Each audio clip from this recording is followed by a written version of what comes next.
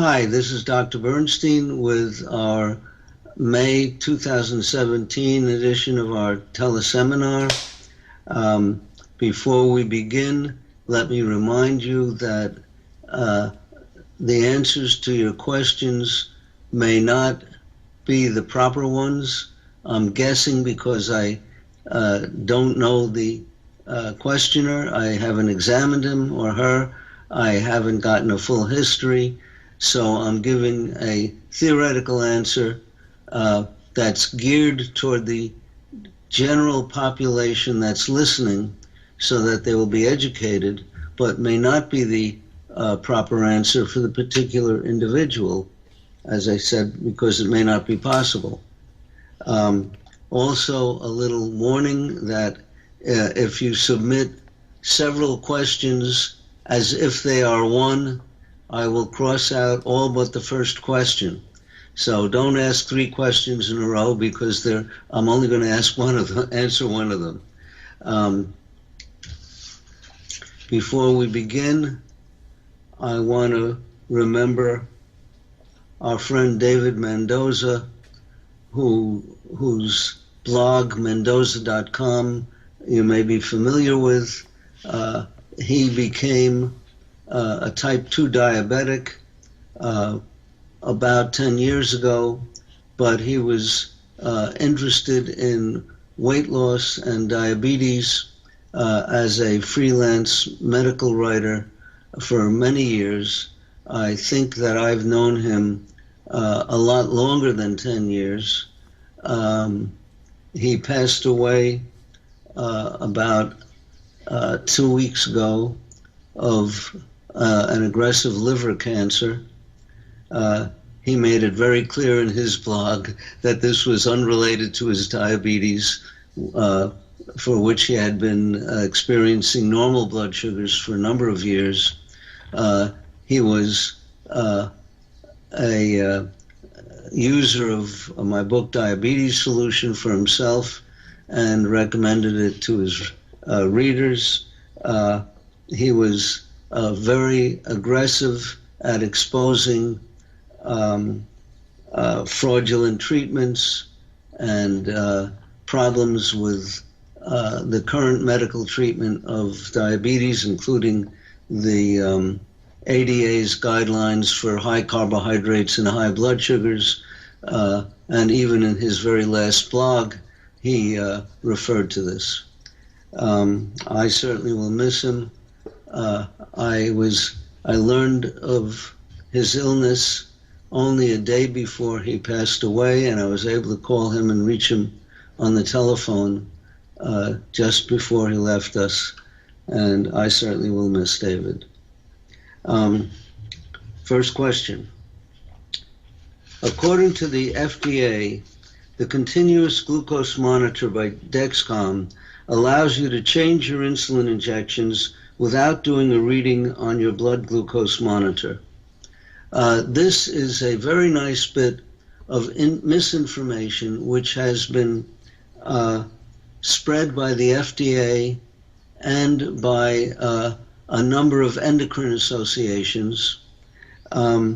It's a pretense that the Dexcom is so accurate that you don't have to measure your blood sugar anymore. And this is absolutely false. Where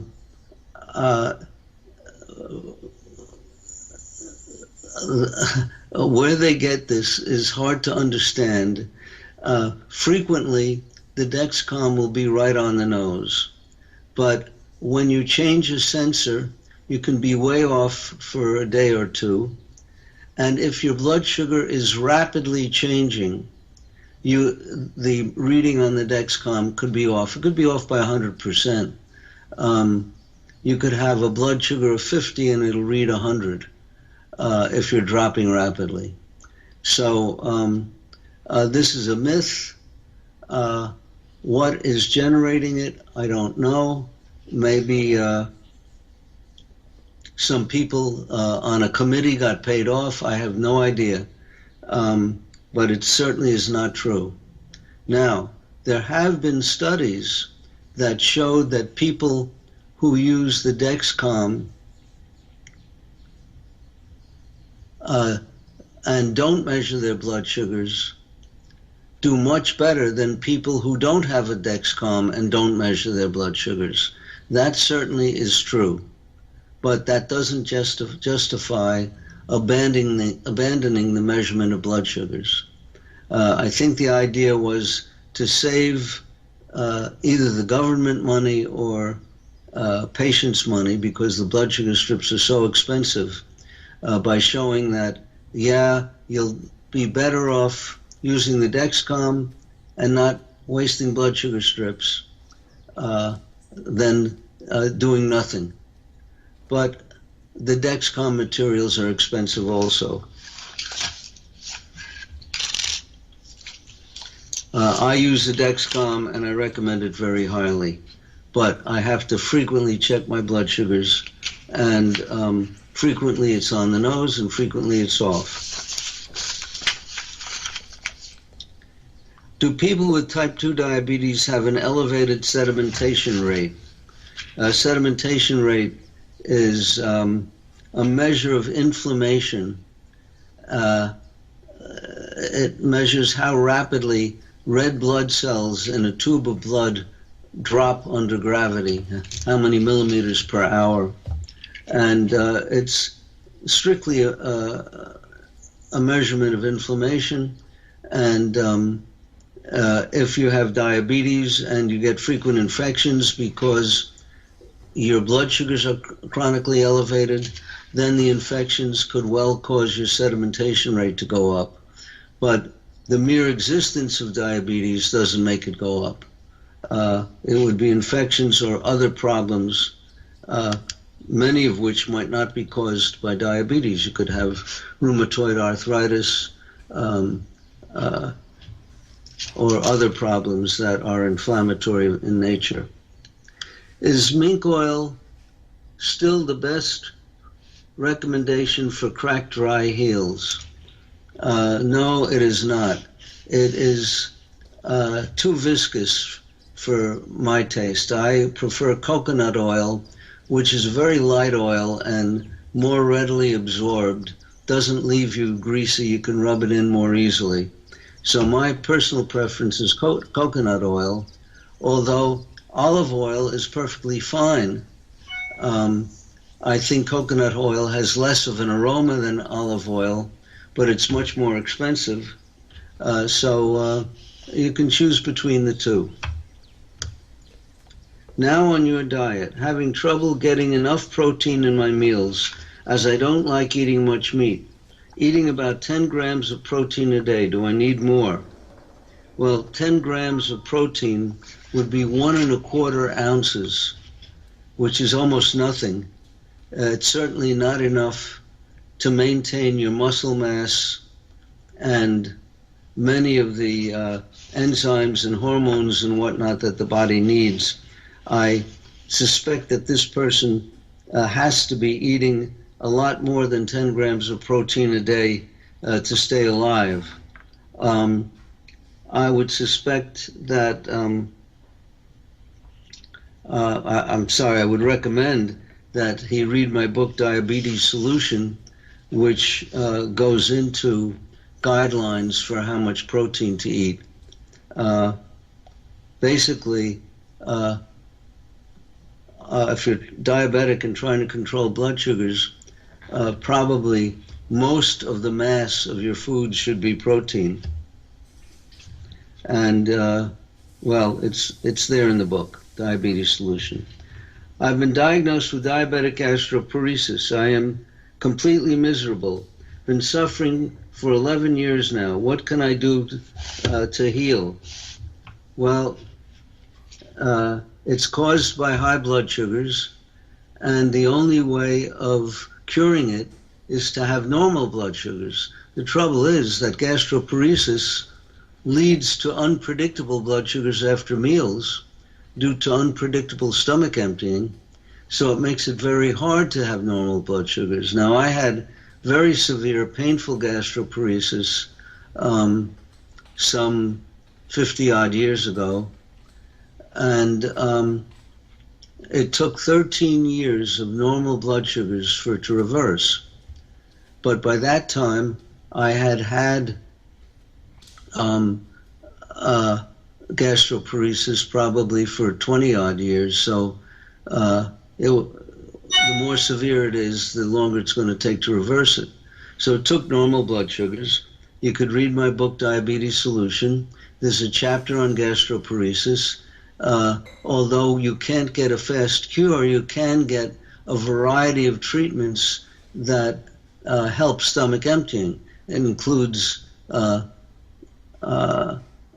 softer foods, maybe even liquid meals, certain medications, and it's all covered in the book Diabetes Solution.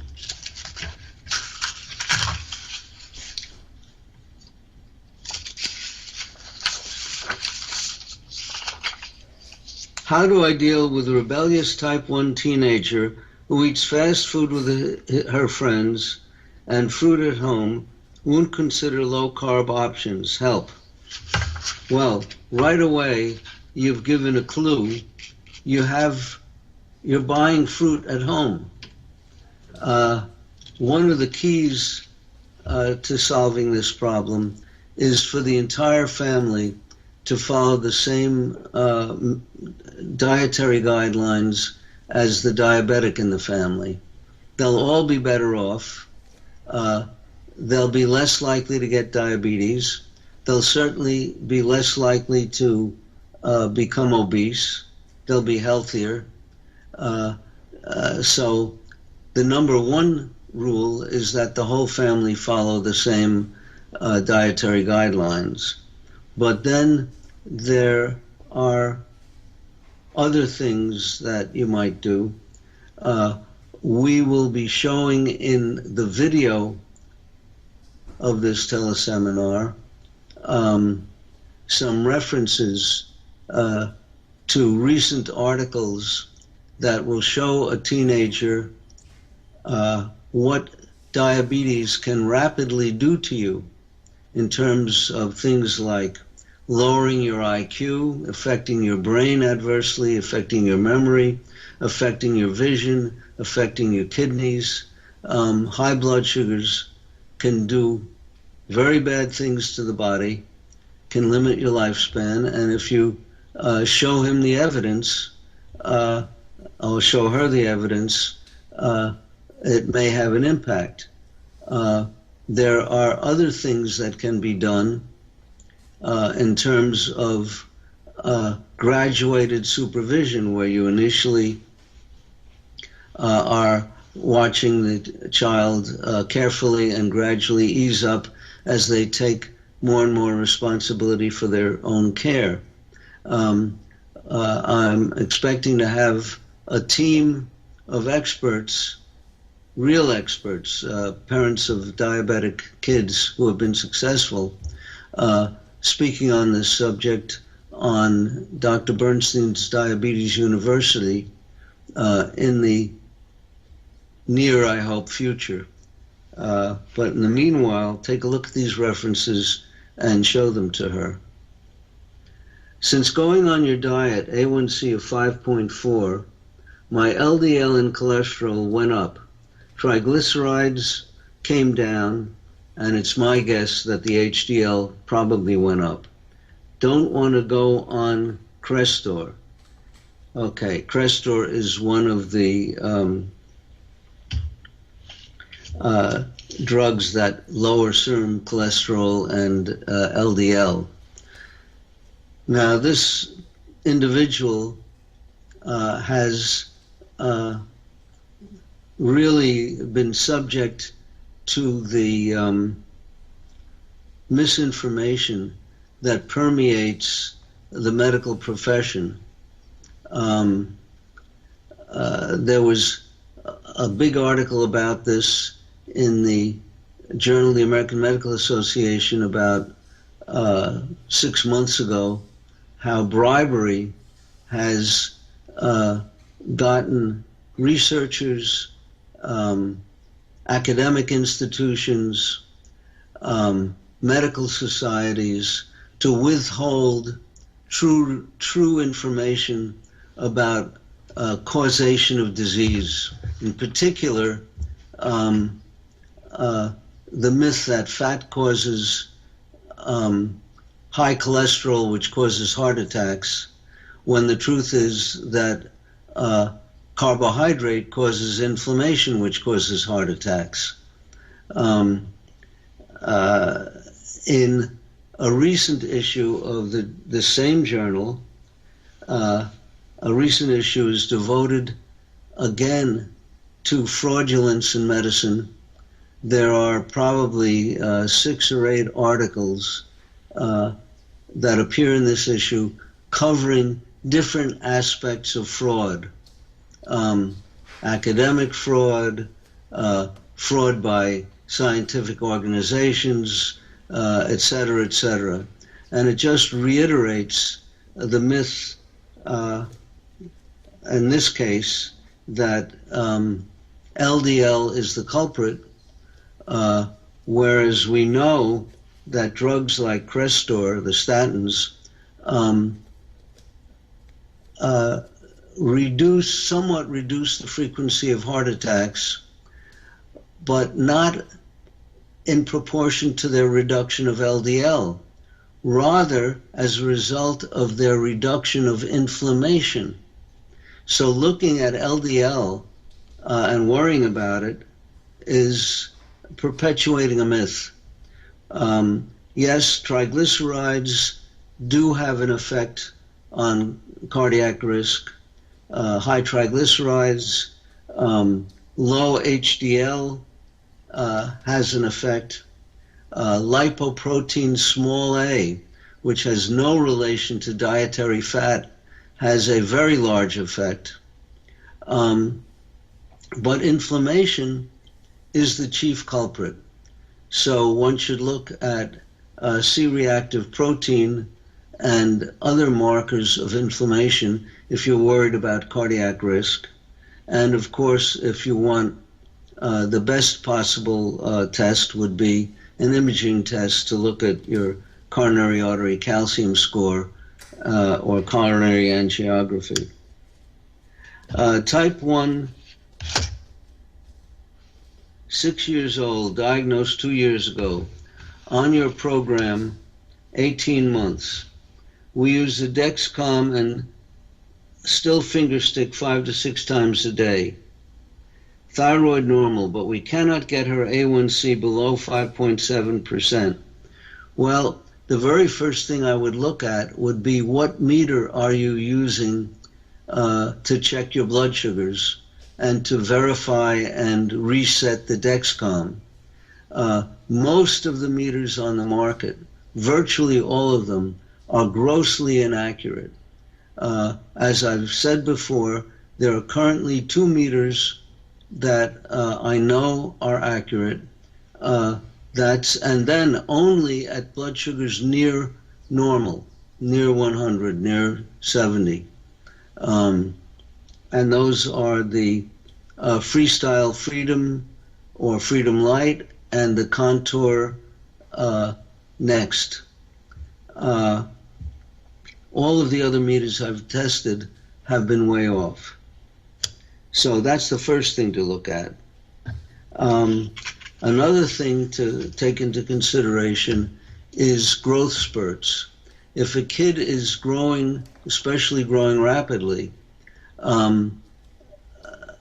there could be blood sugar elevations every time you're making a spurt of growth hormone.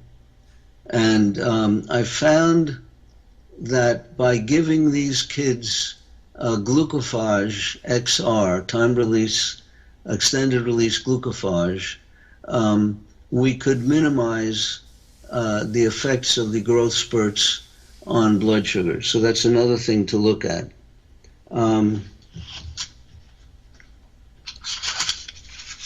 I think I can't think of anything else. I'm assuming that she's on a very low carbohydrate diet. And remember, although I speak of 6, 12, and 12, 6 grams of carbo for breakfast, 12 for lunch, 12 for dinner, that's a maximum, and it's for adults. So if you have a kid who has the weight a weight of 1/4 that of a 140-pound adult, you would take 1/4 of the carbohydrate. So there should be very little carbohydrate in a child's diet. Just remember that our ancestors existed with very little dietary carbohydrate, close to zero. Could heart palpitations be a side effect of Tresiba insulin, as I never had the problem until switching from a pump? Well, my guess is that whenever you have palpitations, you should check your blood sugar, because low blood sugar can lead to a rapid heart rate, which some people describe as palpitations. And you could just be getting hypoglycemia. So I would certainly recommend that you check your heart rate. I'm sorry, that you check your blood sugar when you're getting palpitations. That's the only thing I could think of. I doubt very much that Tresiba insulin causes palpitations, but remember that insulin pumps, especially if you're on them for many years, cause the formation of scar tissue, which inhibits the absorption of insulin. Not only makes it less absorbed, but less predictably absorbed, so that your blood sugars from the pump are going to go up and down like a roller coaster. And with the Tresiba, your blood sugars are going to be closer to a straight line, and you're able to get them lower. So you may just be experiencing lower blood sugars. Is there a reason you won't see children under 6 years of age? Yes. The reason is that many families come here, listen to the training, and then decide they don't want to deprive their child of the fun foods, the carbohydrates. Their friends have candy and cookies and things. Why should they be deprived? So they come here, and then they go back home not following my guidelines, and I'm the doctor responsible for this child. And all kinds of bad things can happen when you vary from the guidelines. You could, these parents will allow a lot of carbohydrate, then give large doses of insulin to bring the high blood sugar down, possibly throwing them into hypoglycemia from too much insulin, or the carbohydrate can throw them into ketoacidosis. Both conditions in a small child under 6 years old can be rapidly fatal. So I don't want to be the one responsible for this if I can't be absolutely certain that the parents are going to do what I ask them to do. And as I said, they feel sorry for the kids, and they'd rather give them the sweets than have them survive. So I cannot take that risk. I want to be around treating more patients down the road. At what A1C level can complications begin, and for how long? It's a good question, but I don't think that there's a simple answer. The closest I can get to approximating an answer relates to studies we did many years ago, long before I became a physician. We did 2 studies, one at Downstate University in Brooklyn and the other at Rockefeller University, which then was called the Rockefeller Institute. And our game was to reverse early complications of diabetes. And what we found was that the complications we were looking at reversed within 6 months of normalizing blood sugars. Actually, and one of them after only 3 months. In that study, we measured leakage into the vitreous of the eye. The blood vessels that supply the retina leak proteins when blood sugars are high for a prolonged period of time. I won't go into the mechanism. We know approximately what the mechanism is. Has to do with loss of pericytes due to the aldose reductase shunt.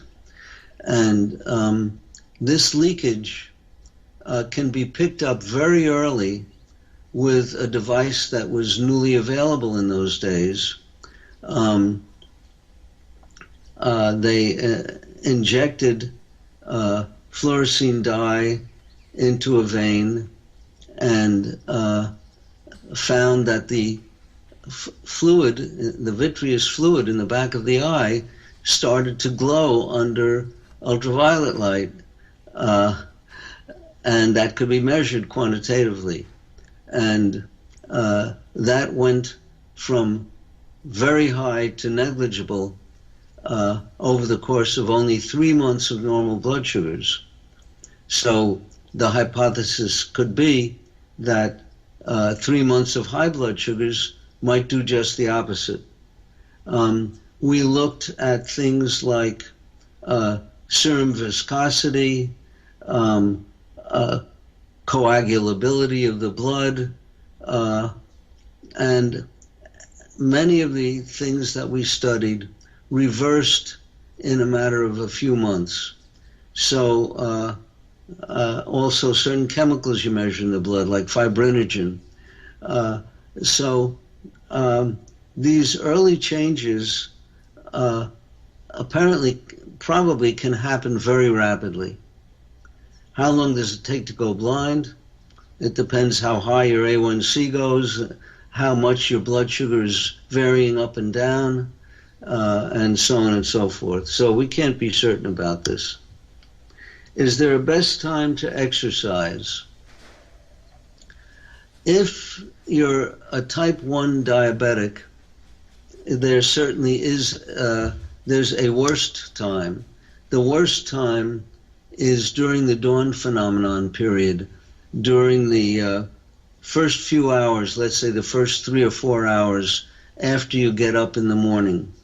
And that's because the liver is rapidly clearing away insulin, and you do need a certain level of basal insulin if you want to exercise without your blood sugar going up as a result of the stress hormones that you make when you exercise.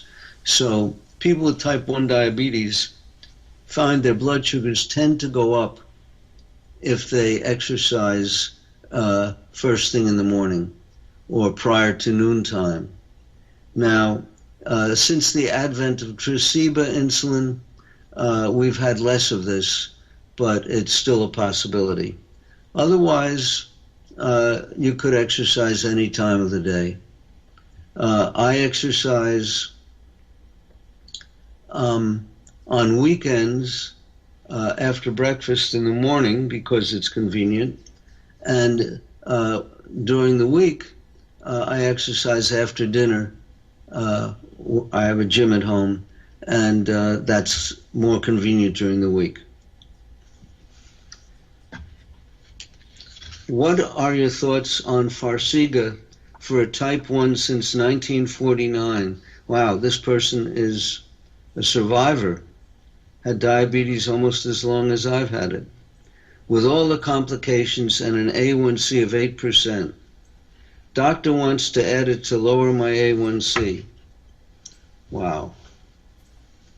Well, an A1C of 8% is pretty darn high.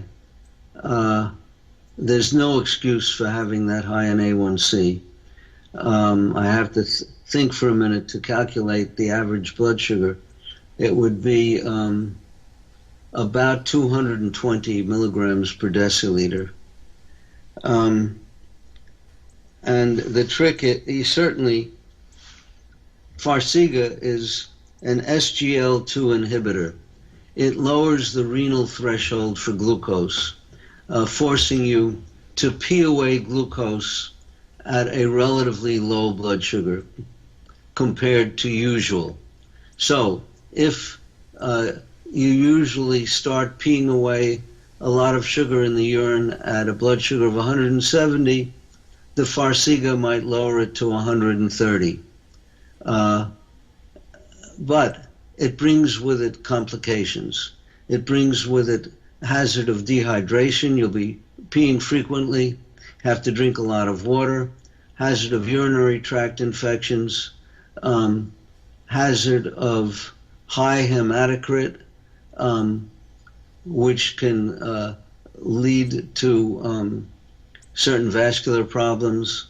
I try not to use Farxiga for anybody, not just avoiding it for type 1 diabetics. It was developed for type 2s, but I'm most reluctant to use it for type 2s. I've had one patient who finds that he's a very mild type 2, doesn't want to take insulin, and taking Farxiga makes a big difference to him. One guy out of all the people that I treat. So I'd stay away from him. I would suggest that this person read my book and learn how to control blood sugars.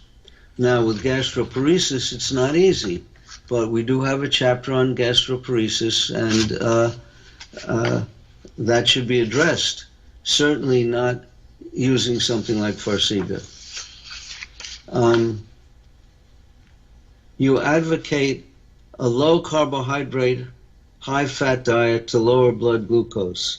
That is absolutely not true.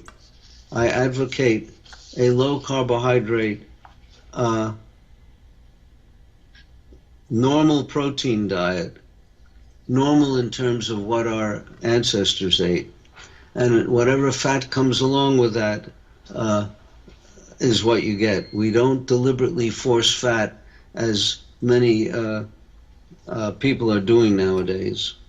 Yet paradoxically, peanut butter, a low carb, high fat food, raises blood sugar. And he's asking why. Well, peanut butter is a high carbohydrate food.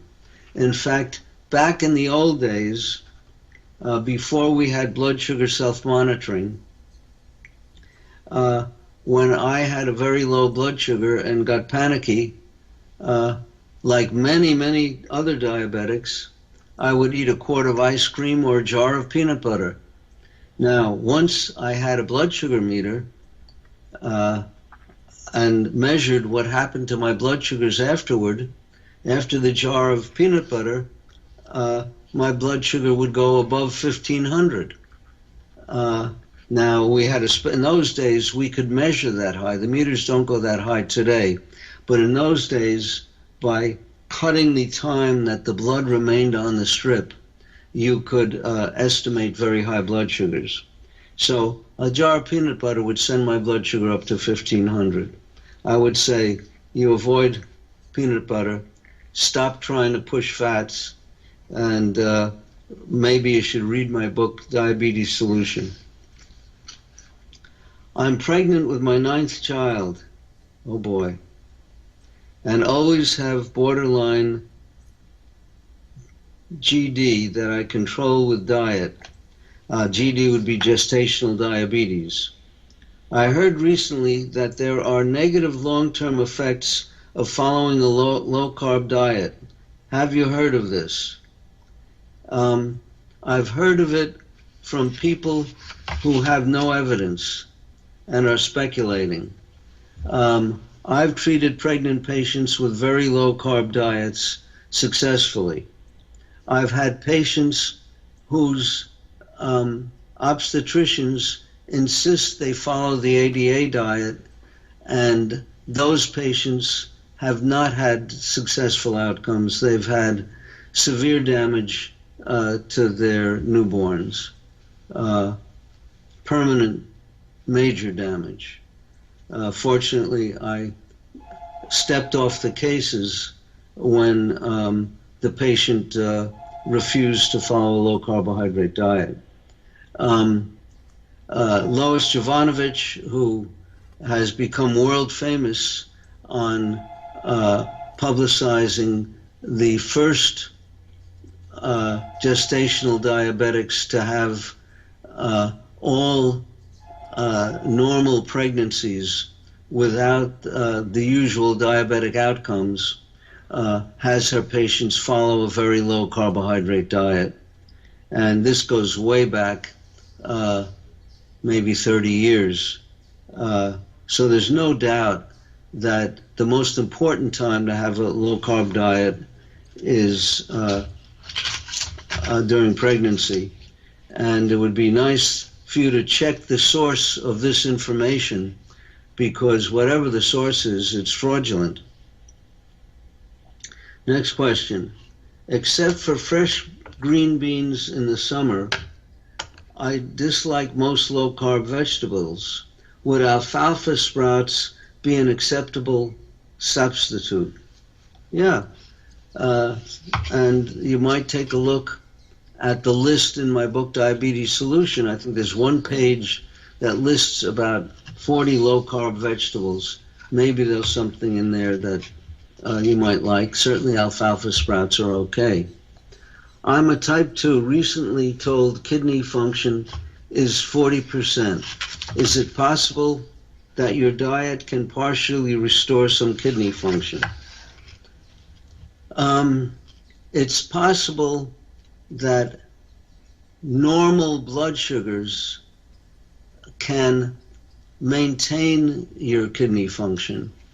In my experience, I've seen several new patients come to me with about 40% of the kidney function remaining based upon creatinine clearance. And that's sort of a borderline. You get below 40 and the kidney sort of self-destructs. It's being forced to work the remaining nephrons, you lost 60% of your nephrons, the remaining ones are forced to work so hard that they self-destruct. So that's a hazard of having low creatinine clearance or low GFR. Now, I had one patient that was down around 40, and I kept her there for many years by keeping her on a low carbohydrate diet and keeping her blood sugars normal. So, and it's really the normal blood sugars that makes the difference. The reason for the low carbohydrate is you can't achieve the normal blood sugars on a high carbohydrate diet. Plain and simple. Okay. Your treatment for atherosclerosis, which was confirmed by a coronary artery calcium score, you mentioned that statins work to reduce inflammation, but there are better ways that don't have side effects. Please explain.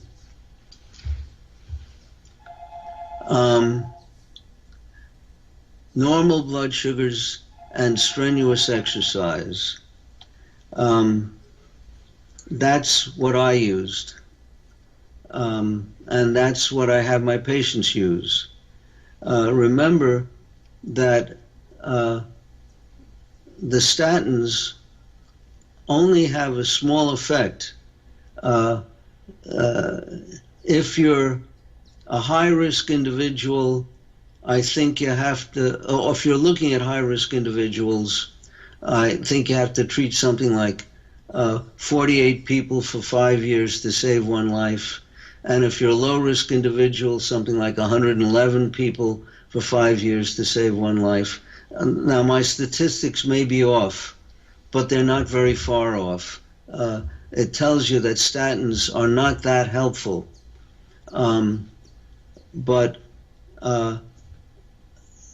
regular strenuous exercise can be very helpful, but you have to be careful, because if you already have a high calcium score, you're at risk for a heart attack. And doing the kind of exercise that I do can knock some plaque off upstream, and it flows downstream and blocks a major artery. So there are hazards to doing this kind of exercise. And when I say strenuous, I'm talking about two types. I'm talking about both muscle building, but more importantly, rapid heart rate exercise, where eventually, might take years, you get your heart rate above your theoretical maximum. Now, it's not possible for everybody, but many people can do it. So getting the heart rate up, but it can be very hazardous if you don't do it properly. So what I have my patients do is very, very slowly raise their heart rate. They start from a relatively low heart rate, maybe at 65, 70% of maximum, and maybe increasing their heart rate 1 beat per minute per month. It might take several years to get up to your theoretical maximum. This is, by the way, the method that Pritikin used. You may have heard about him many years ago. He had angina, rest angina, and by slowly increasing his exercise level from sitting still and not moving, he was, over a period of years, able to become a marathon runner. You recommended rubbing mink oil on the feet. We already spoke about this. We're using coconut oil now.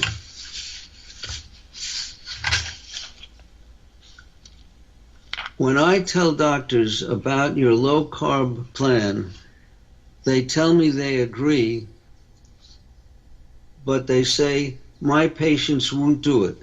How do you respond? Well, the doctors probably have not asked their patients. They probably have not told them about the risks of high blood sugars. So you could tell your doctor that he should tell the patients the whole truth. Doctors are frequently reluctant to give bad news, to tell people that diabetes is not only a potentially fatal disease, but a disabling one, and a potentially painfully disabling one, and that all of this can be avoided with normal blood sugars, and but it takes the very first and most important step is a low carbohydrate diet. So, and that's only the start.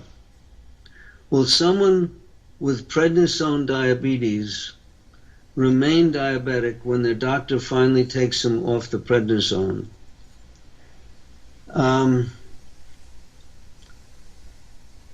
That's a very good question. It depends how long they've been on prednisone. Prednisone does raise blood sugars. You can, if you give it to a diabetic, their blood sugars can go sky high, requiring a lot of insulin to offset the prednisone. And if you give it to a non-diabetic, high enough dose can cause diabetes. I recommend that whenever giving prednisone to a non-diabetic, you give glucophage, usually the extended release glucophage XR, and sometimes also Avandia. You have to be a little careful of both of these with regard to potential side effects, as I've mentioned in my videos. And they may need insulin.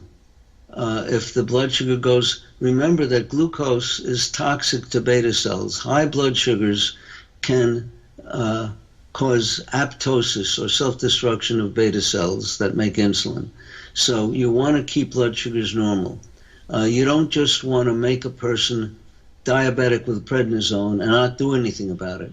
You keep their blood sugars normal, and you're more likely to not destroy beta cells.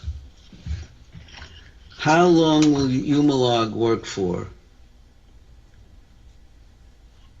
Well, it depends whether you inject it subcutaneously or intramuscularly. If you're injecting it to bring down, to rapidly bring down an elevated blood sugar, you give it with a longer needle in the muscle, and it might finish most of its job, not all of it, most of it, in 2 to 3 hours if you really get it into a muscle. Start working maybe in 15 minutes, 10 minutes. If you give it to cover a meal, which is usually unwise, but for some people it may be a good idea, it can last 6 to 8 hours, possibly longer, but certainly 6 to 8 hours. Type 1, A1C of 6.6%, very thin. Started your low-carb diet and lost 2 kilograms, which would be 4.4 pounds. How to best maintain weight on the diet? Again, I suggest you read my book, Diabetes Solution. As I repeatedly have pointed out, insulin plus protein are the tricks that I use to gain weight or maintain weight. You have to eat enough protein and cover it with enough insulin, and you'll be able to maintain weight, I expect. I've been quite successful at doing this.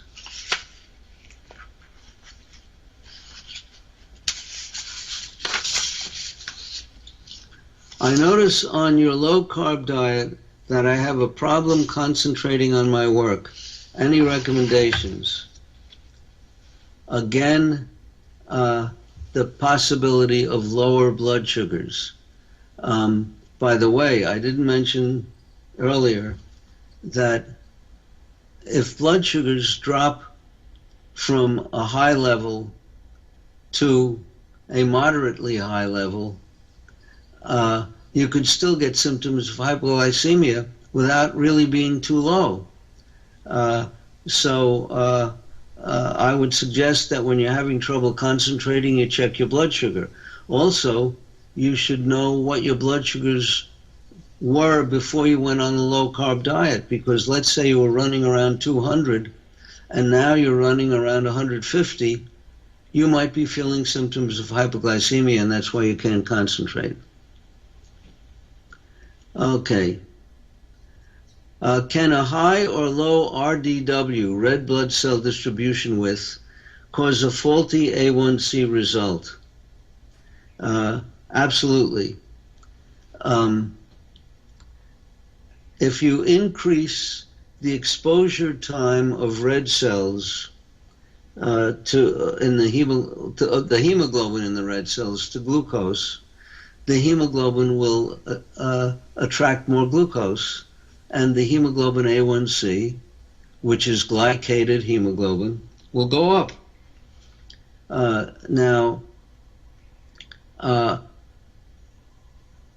a wide red blood cell distribution, that is, red blood cells being bigger than normal,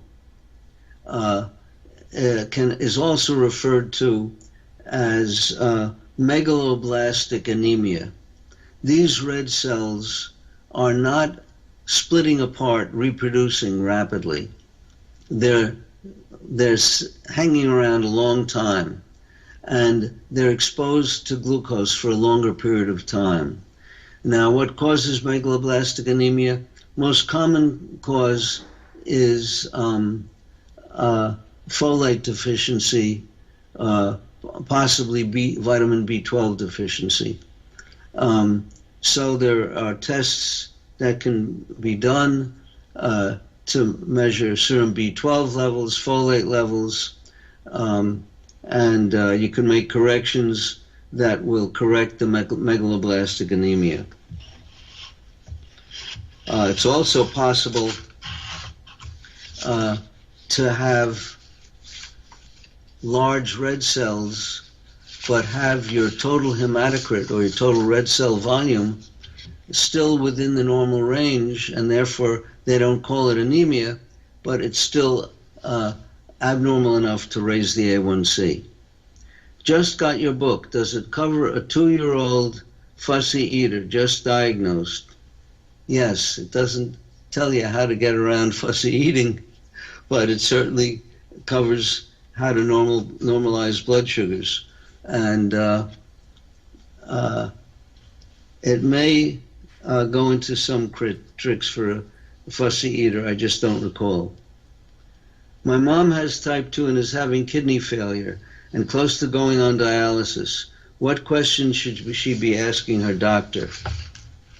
Well, all I could think of, there are probably many that I didn't think of, but all I could think of was to request peritoneal dialysis as opposed to hemodialysis. The hemodialysis renders you very weak, tired, worn out, exhausted, and the peritoneal dialysis does not do that. The peritoneal dialysis is usually done at home and requires certain facilities that are brought into the home. And I've known a number of patients who are utilizing peritoneal dialysis and were utilizing it for years and pretty much able to go on with their daily living, whereas those on hemodialysis are disabled by the hemodialysis. They feel so exhausted, they use the next day to recover, and then on the third day they're back on hemodialysis again.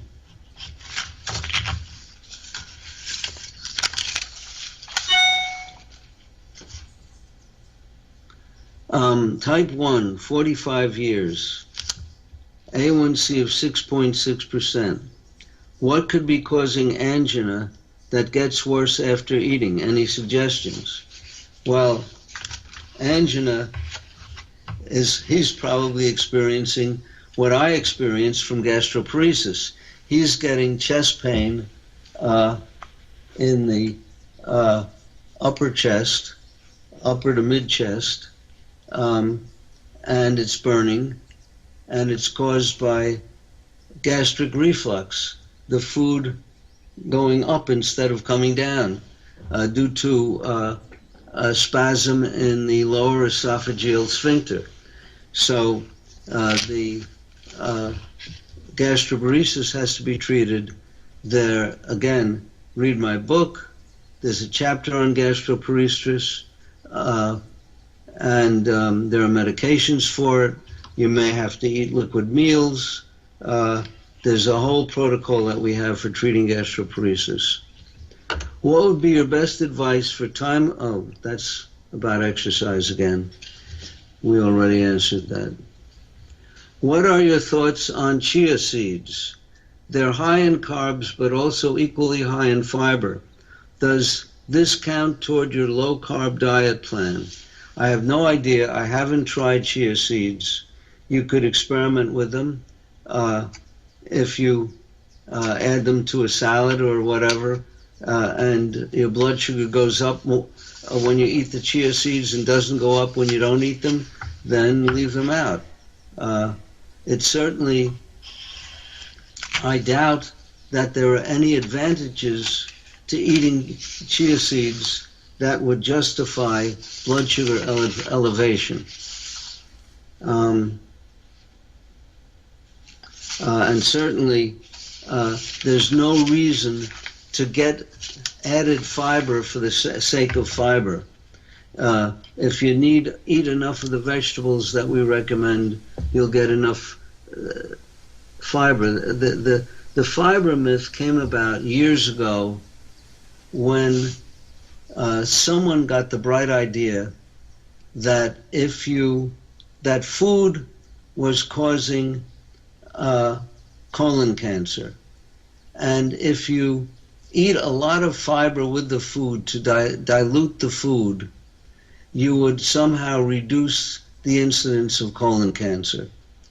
And studies were subsequently done, and what they found was just the opposite, that in people who were deliberately eating large amounts of fiber, the colon cancer rate increased. So that was abandoned. That was a long time ago. But people are still pushing fiber. Okay. Started Victoza 6 months ago, but its effect have worn off. Now, this person was probably taking my suggestion that they use Victoza, which is a GLP-1 agonist, to curb overeating. And as I've repeatedly said, many people develop a tolerance to the satiety effect of Victoza and similar medications. And sometimes they could be off it for 6 months and then go back on it, and then it'll work for a while. And sometimes they can never go back to it because it doesn't work anymore on the overeating.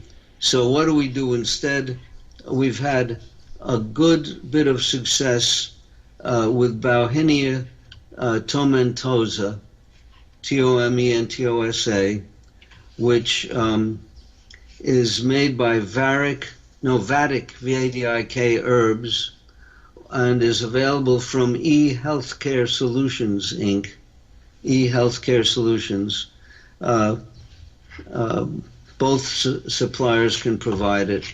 And in my videos, I've indicated how you use this stuff. You put it in water or tea before a meal, maybe a half an hour before a meal. It varies with the individual, and the amount you use varies with the individual, and it makes you feel full, so you're less likely to overeat. So it's a substitute for the Victoza.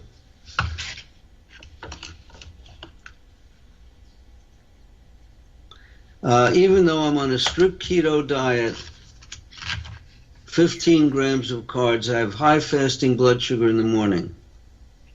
I understand this due to the dawn phenomenon. What can I do to get my fasting blood sugars to normal?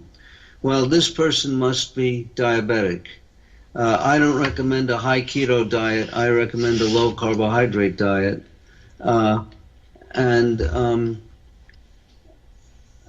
Read my book to learn how to treat diabetes. You have to do a number of things, and certainly eating a low carbohydrate diet is not going to help avoid the dawn phenomenon. So you certainly should read the book Diabetes Solution. It goes into great detail. Let's see, do we have any more questions?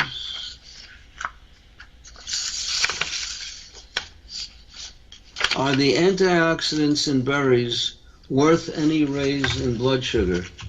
Absolutely not. There's a whole question about the value of antioxidants, when you should take antioxidants, and to deliberately consume antioxidants just for the hell of consuming antioxidants without a purpose doesn't seem to make sense. What's more important, glycemic index or glycemic load? Well, I'd say glycemic load. Glycemic index is a myth. It was an experiment done on non-diabetics, has nothing to do with diabetics, and really has no practical application. Glycemic load is more important. You're probably looking at vegetables, at what their glycemic indices are. Don't even look at that. Look at the list of vegetables in my book that we recommend for diabetics. Well, I think we've finished our session. I want to remind you that the next session of our teleseminars is on Wednesday, June 28th. Please take a look at Dr. Bernstein's Diabetes University. You could get it on YouTube or on Facebook. We'll see you again in a month. Thank you.